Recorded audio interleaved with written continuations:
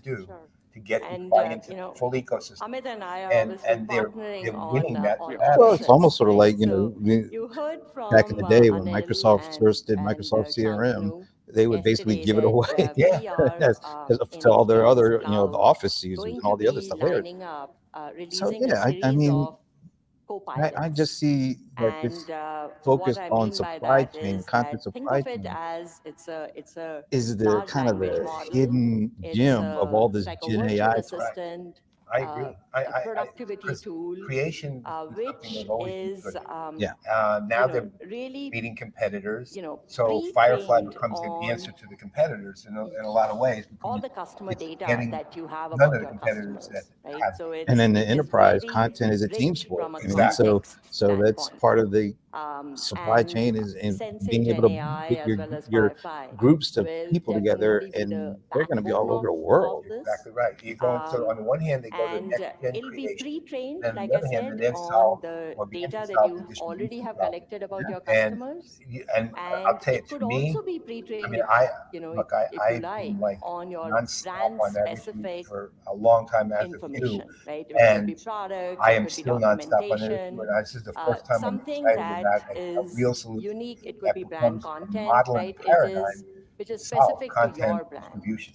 Yeah. So Yeah. with that, This is like, really we are interesting going to about deploy there. this in kind of As you said a lot of two times, modes, if you may. it's just a group of smart There's an people doing external some facing smart stuff copilot, here, which and is what is going to kind of help with taking advantage of how all the focus customers will on Gen interact AI. with But brands, really, right? So it's going to kind to of me, sit the real in the star middle of the of that story is interaction. this, because Yes, I I haven't heard agree. anybody talk Then about there are it. going to be Doing a internal very good job at copilots, which, identifying like you the mentioned, Amit, and limitations like of Eli, you AI, said because I that think that they gets are really skipped going so to much. guide Like the the way I marketing tried to team. do it They'll doesn't be work the that well. It's assistants been, for I basically the said, yeah, you're all marketers, excited about their teams, ChatGPT, but would you to hang out with help these them people who actually really talk like that? design experiences, And the answer is no. target They would be the most the right boring human in the world, audiences, right? Because and it's really missing her amplify point, those all personalized context. Yeah. It's experiences. just working off of what it's been trained to do, and it goes back to Maybe if Richard we, Socher click back in his down one days in level, Metamind and Salesforce when specifically he in said the AI doesn't want products, I anything. can't resist AI is saying dumb. It's Right. not smart. that. It's dumb. In Well, that's Learn, what but real-time it's dumb. customer data platform, Satya Nadella think of said. this His marketer video as, assistants was Dumb it's dumb as going to stupid or dumb dumb as rocks. as Yeah, well dumb as as rocks. Yeah, dumb as extend rocks. Yeah, the absolutely. 360-degree view of the customer via the unified profiles. And the conversations will be No, we're good. powered Yeah. by the profile. fine. We're fine.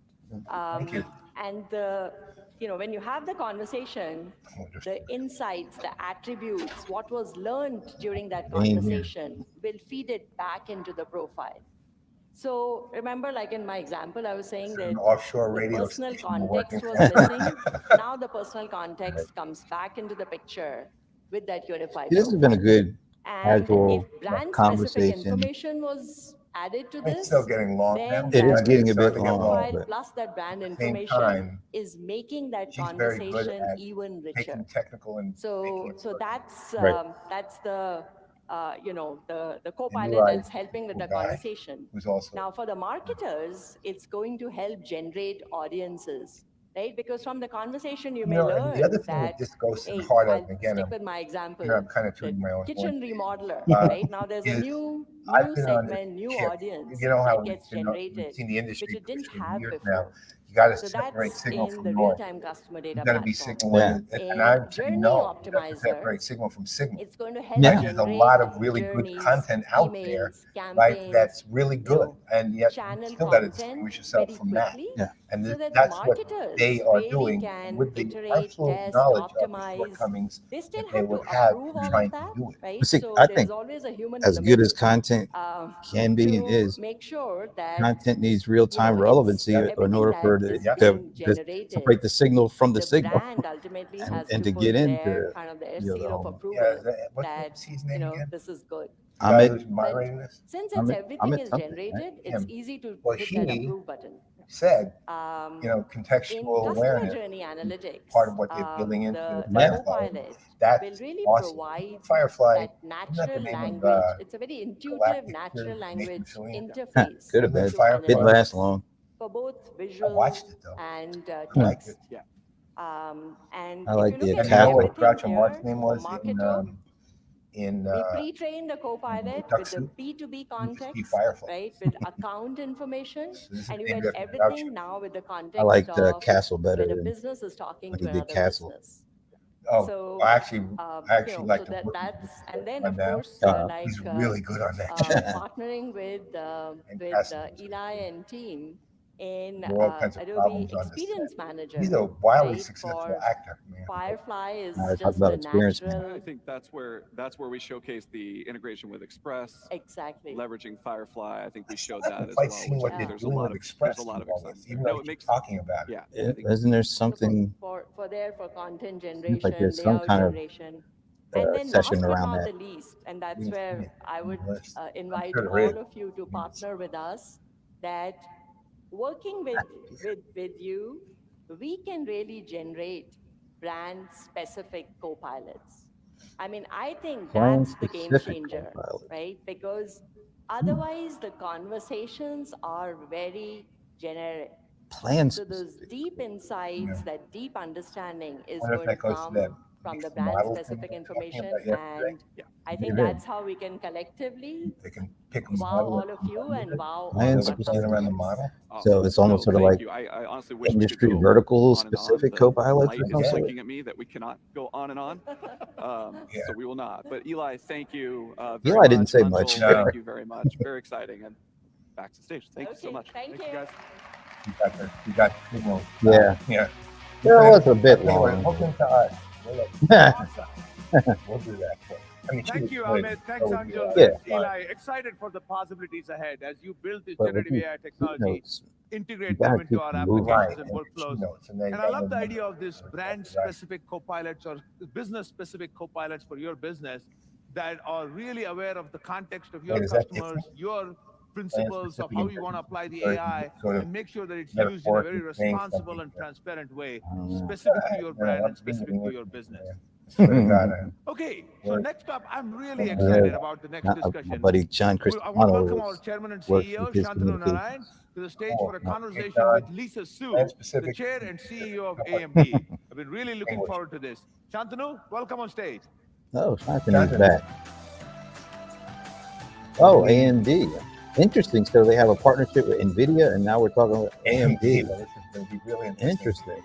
Now they're going to have protesters from NVIDIA. Good morning. It's so good to see all of you back today. But I'm delighted to have Dr. Lisa Su, Chair and CEO of AMD, joining us today at Adobe nice. Summit.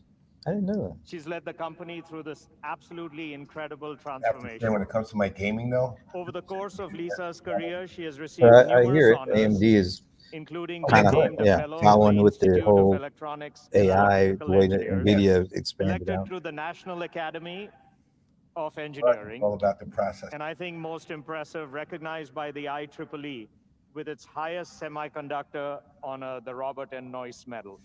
Whatever And that- she was recently appointed by President Biden to the President's Council of Advisors on Science and Technology. Good for her. And from a numbers perspective, yes, Yeah, it is cool. Thank you.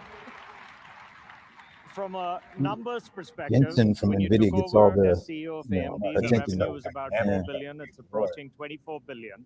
The market cap was in single-digit That billions, guy's like Mark. and Anthony. today it's 160 billion. So just an amazing, amazing He's the founder, accomplishment. not the Thank you. CEO. Welcome, Lisa, and Thank thank you for you, joining thank us at you. Summit.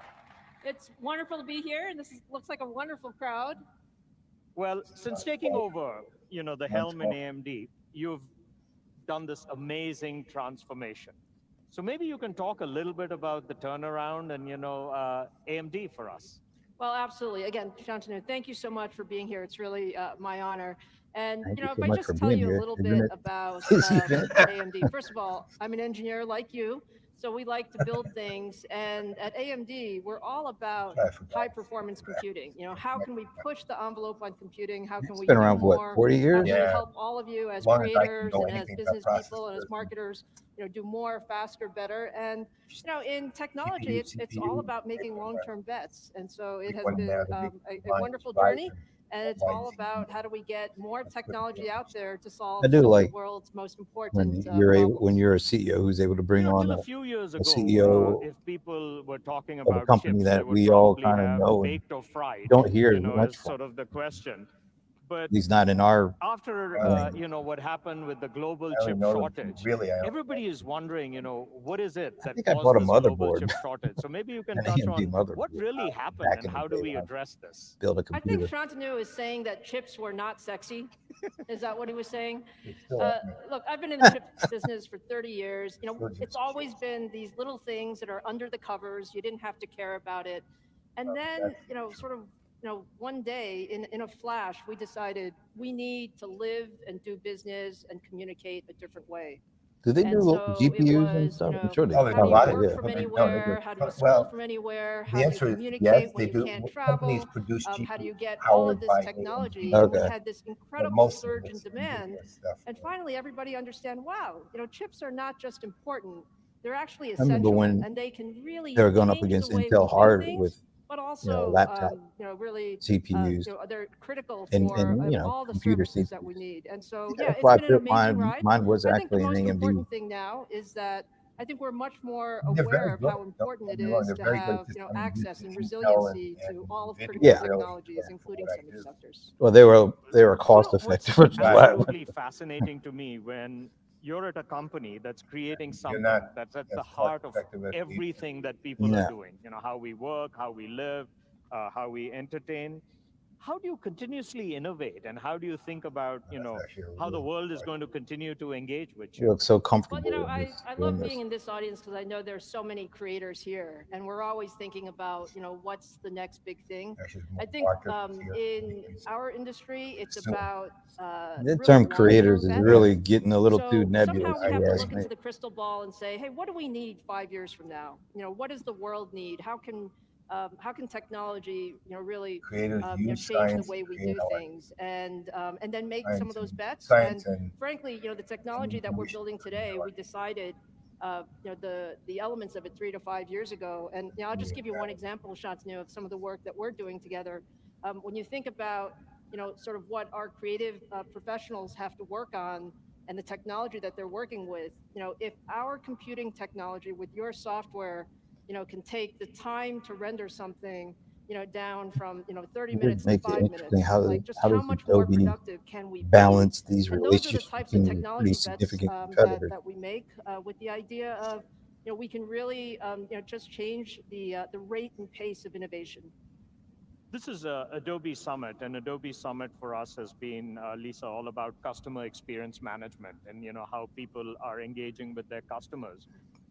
You know, AMD is at the heart of, as we said, this entire computing revolution. But maybe a little bit about how you think about marketing, you know, what AMD does. You're an ingredient of every computing experience. And how do you think about B2B marketing and how is that evolving?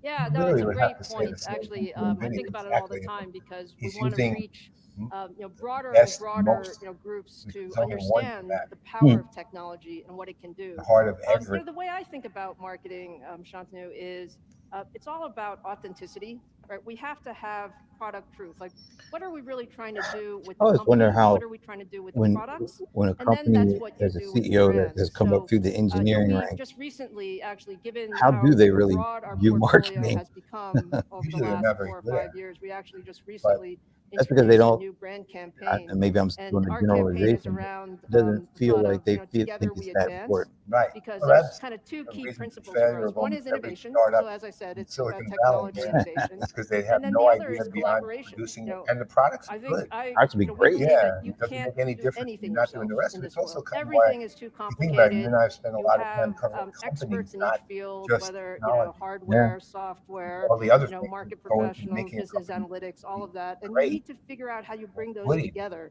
has to be So I done, think whether you like the it or not. authenticity of the brand is how do we innovate and collaborate together. And by the way, I use a lot of your products in my in my marketing back end. So it certainly we appreciate you know, the deep partnership. What But do I you think the overarching market? thing is, you know, how do we translate you know, what is perhaps an A lot of creative, esoteric wild. you know, concept Yeah, into something that everyone can digest. everyone uses that, I think, You know, we've been except spending some Black time Magic talking Design. about some of the new things that Adobe announced, generative AI. But, you know, for the audience, there's clearly so many buzzwords that are out there right now, whether it's crypto or metaverse or AI or generative AI or chat GPT. autonomous cars, just to name maybe a few. I'd love to get your perspective on, how you think about, how these trends are going to impact the future. And maybe a second question, is there one that we're not talking about enough that you feel like is going to become the next chips. buzzword? Well, I think this is the week, the month, maybe the year of AI. I think you can't go anywhere and not Metaverse. talk about AI. And Yeah. congratulations Now on it's a the verse. Firefly announcement, Sensei Alan Treffer's announcement. When I think about comment ever. AI, I think about it in kind of two pieces, right? One is the AI that's under the covers, which is the data analytics. How do we become smarter with all of this tons of data that we are generating? How do we make most use of it? But I think the piece that has really unlocked potential, and I know you guys have talked about it here over the last day or two as well, the generative AI concept of you can actually have, it's sort of like your little personal assistant or your co-pilot, Gotta get the helping words right. you solve whatever your your problem set is. I mean, that's just incredibly powerful. Now, the technology that we're doing around AI is training these incredibly large data sets and then allowing people to access that data, right? You need an incredible amount of computing power, tens of thousands of GPUs and CPUs. But that capability, I think, just unlocks new things. And when I think about, like, when even my dad is talking about ChatGPT, I don't know how many of your everywhere you go, it's like, well, what can you do with that? I think you He's can see talking that about it's it, capturing depending people's on what he does, imagination. assuming he's And not in the the key IT world. is, He's talking how are about we it going to 'cause he's use very it for proud of business his daughter. advantage? Yeah. And Right? because How he are knows each about of us in our world going to use it for business advantage to make us a bit more productive? I think we were talking a bit about I literally talked to just short of it's 50 people it's that so have early, nothing to do right? I with mean, the IT you're in world beta phase. whatsoever. There's a lot You know how many of them had heard work of to really ChatGPT? see how AI can unlock the Exactly. power, but Zero. it's you can see how it can make us Doesn't mean it won't 50% more productive or mean they 80% don't know more a thing productive. about it. And Yeah. think about Don't care. But how we can we're use in our those little cycles bubble and we now think to do so everybody many other things. sick and tired of it. So your second question, what has it not done? I think we're just at the very beginning. I think we're at the very beginning. Now, for my team, we build chips that are, our largest chip now is like 100 billion transistors. Jesus. And it takes us about, 3 years from start to finish. Now, if I could cut that in half, build it? or if I can make sure that it's, Wow. right on day What does one, that it even has just mean? tremendous business value. It's frightening. It takes 3 with years to that. build So one. all of us are learning together. Really? It's a complete race. Would you agree, Shantanu, that this is the one place where I see everyone kind of leaning forward and leaning in and willing to experiment? I would. And I think, it's, we're all also tackling with the responsibility of what AI ethics means. And just maybe your thoughts, because one of the concerns is They're really that hammering that. I did want to I check like on that. whether your father, Actually, dad's I checking mean, up on, know, how it's Lisa funny. is doing on ChatGPT. But maybe a little bit on the ethics and the concerns about, does this replace humans versus augmented? Well, that's Yeah, I think my there definition is, of ethics. there's They're not really definitely focused on that part. Not at need all. for, let's call it safe And the AI. irony is, that was funny. It goes Again, to a I think question. you I was guys wondering have been very how much they thoughtful in how you've thought about it. really We're also believe the thinking about it, co-pilot how do thing, you ensure or said that they're the just saying data it that's because they being know they trained have to. is not Because biased in some otherwise way people or will is be not afraid leading of us doing down their the job. It the might wrong be a path? part of the I adoption think My so. view of strategy. the world is it's not a replacement at all. The creative genius Right to that. of Why would he even say that? everyone Talking about in this co-pilots, room not can even a can thought. actually just be even a little bit faster, a little bit better, a little bit more capable. We're not talking about replacement, but we're really talking about augmentation and productivity. So it is going to be a fascinating era over the next See, I 10 don't years, I would say. with the There are two themes younger here, Lisa. generations One is coming about how in. I technology don't is think going they're to, worried about change. what The other one maybe is about the older leadership generation in and terms of replacement. culture. And so I know you've talked a lot throughout your Definitely. career and even Yeah. after you've been at the helm of AMD I think that about this message adage starts of to run towards really problems. So maybe go you can talk away. a little bit about The younger folks aren't worried about change and that. how do you You accomplish probably change in worry about organizations. replacement if you've been Well, working for 20 years. it's a wonderful thing. I mean, we all work so hard. By the way, I think we wake up every day and we say we love what we do. we might as well work on something that's really important. And so, running towards problems, doesn't work that using easily, my dear. technology for good, You might as well finding a work on way to something that's partner to important. solve well, that's something not that you easy never enough. thought Just go do possible. it. Those are the things that have guided me. And then, when I think about Well, not many people work what at we do at AMD now. AMD and how we Nope. bring people together Thousands under of this them. notion Yeah, of joint what I'm saying. collaboration, it's how can we Gotta make take those 1 chips. + 1 and make it Solve greater it. than 3, and 3 years to really make use one that to chip? No, I motivate. don't. So it's not I about can't what are you do it. doing with the I don't know what What if that's technology. like a It's new what design or something? problem are we solving Maybe for from society, design phase to with the production, it technology. took 3 years to develop. You've been an incredible see role that. model for so many folks, Lisa, and maybe, just a little on championing diversity, being Yeah, a role it is cool. model, and how you think about Yeah. that in She's a today's work tech culture. CEO Well, female. the one thing that I would say is, as we, go through life, it's all about the opportunities that people give us.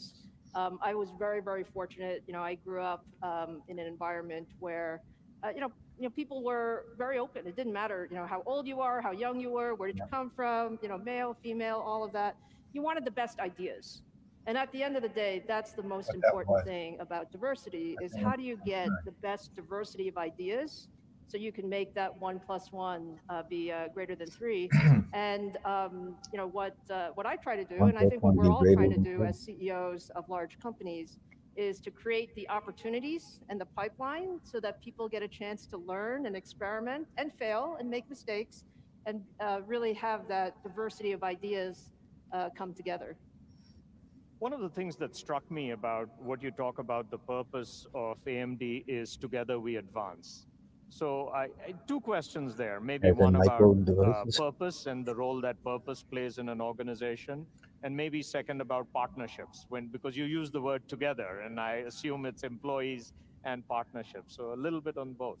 Yeah. So when you think about purpose, and let's talk about technology for good, people don't realize how much you can accelerate if you really take technology to its limits. And I'll give you another example. During the pandemic, I think those first few months, we were all figuring out how are we going to run our businesses, and then we were also going to figure out, how do we help? How do we, come and help the sort of the global ecosystem kind of solve this problem?